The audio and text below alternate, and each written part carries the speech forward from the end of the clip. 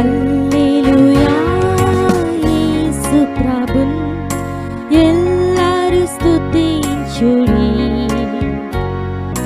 వల్లభుని చర్యలను తిలకించి స్తుతించుడి. Praise the Lord. దేవునికి స్తోత్రము కలుగును గాక.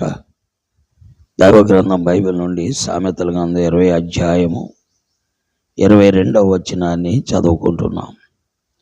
కీడుకు ప్రతి కీడు చేసేదని అనుకొనవద్దు, యెహోవా కొరకు కనిపెట్టుకొనుము, ఆయన నిన్ను రక్షించును.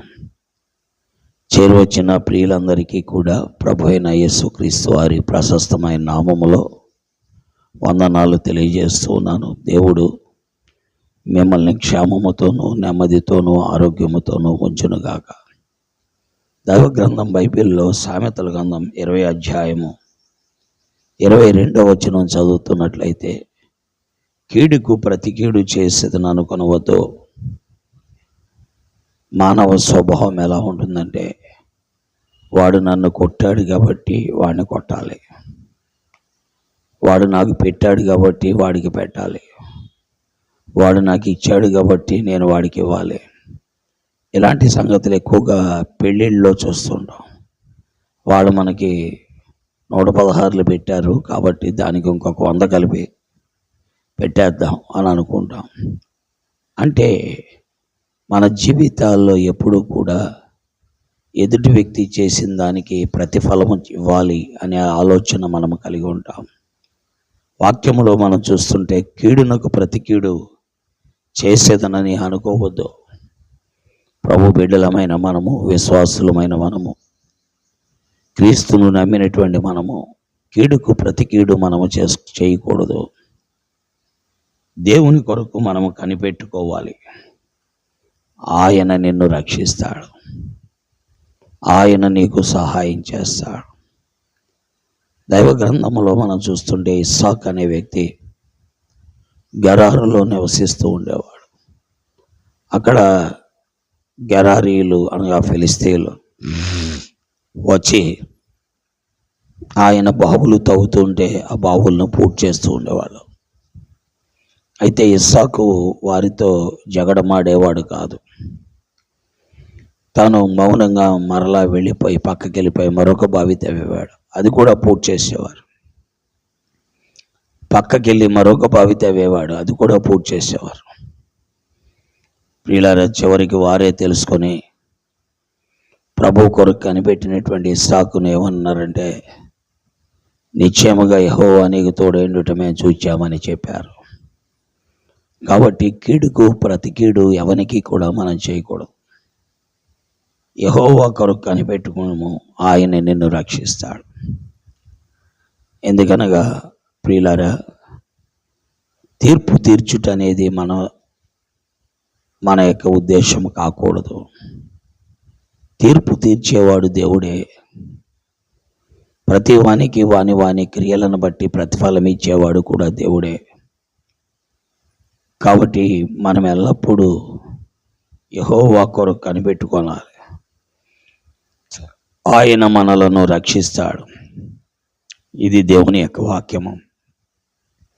ఎలాగున మనము దేవునికి అప్పగించుకున్నప్పుడు మేలు పొందుతాం. లేఖనాల్లో దావీదు కూడా అలాంటి వాడే. సౌలు తన్ని ముమ్మారు హతమార్చాలని ప్రయత్నించిన,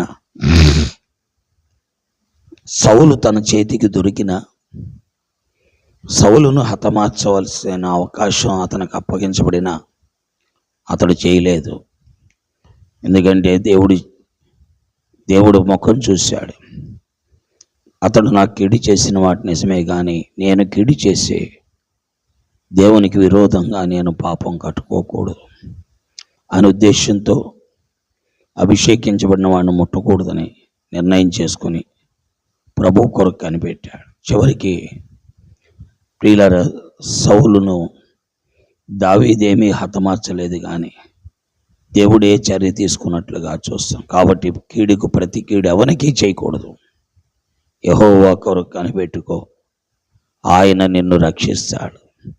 దేవుడి మాటలు మన మధ్యలో దీవించి మనందరికీ మేలు చేసి మనం ఆశీర్వదించబడి మన బిడ్డలు కూడా దీవించబడి మేలు అనుభవించినట్లు పరిశుద్ధాత్మ దేవుడు సహాయం చేయనుగాక. ఆమేన్. పరిశుద్ధుడైన మా తండ్రి, ప్రేమగలిగిన మా ప్రభువా, నీ ఘనమైన ఉన్నతమైన నామం కొరకై మీకు ఎంతో వందనములు, స్తోత్రాలు, కృతజ్ఞతాస్తుతులు చెల్లించి నిన్ను కీర్తించి ఆరాధించి మీ నామాన్ని గొప్ప చేయుచున్నాం. నీ దివ్యమైన వాక్కు కొరకే మీకు వందనములు, స్తోత్రాలు. కీడుకు ప్రతి కీడెవనికి చేయకుండా నీ కొరకు కనిపెట్టుకునే జీవితం మీరు మాకు దయచేయండి. నీ మీద ఆనుకునే జీవితం మీరు మాకు దయచేయండి. నిన్ను వెంబడించే జీవితం మీరు మాకు దయచేయండి. తద్వారా మీ నామము మా యందు మహిమపరచబట్టుకు సహాయపడండి. నీ చేతులకు సమర్పించుకుంటూ యేసుక్రీస్తు వారి దివ్య నామములో వాక్యం వినే వారందరినీ దీవించమని ప్రార్థించి బ్రతిమలాడి వేడుకుంటున్నాను తండ్రి. ఆమేన్. Praise lord. దేవుడు మిమ్మల్ని దీవించి ఆశీర్వదించునుగాక. చంద్రులారాయిలా దేవుని స్తుతించుడి, హృదయమును వెలిగించిన యేసుని స్తుతించుడి.